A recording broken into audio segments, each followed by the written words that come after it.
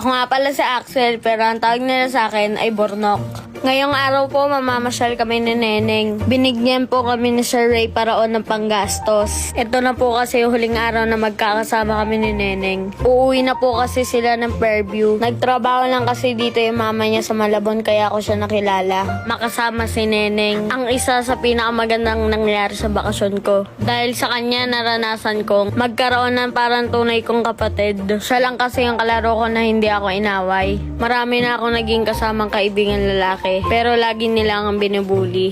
Kaya ngayon namili din ako ng regalo kay Neneng. Mga pambaon niya sa school sa remembrance. Para hindi nga ako makalimutan. Sobra akong nagpapasalamat sa kaibigan ko si Neneng. Ang lungkot-lungkot ko. Kasi hindi ko alam kung kailan kami uli magkikita. Hindi lang best friend ang turing ko sa'yo. Tinuturing kitang bunsong kapatid ko.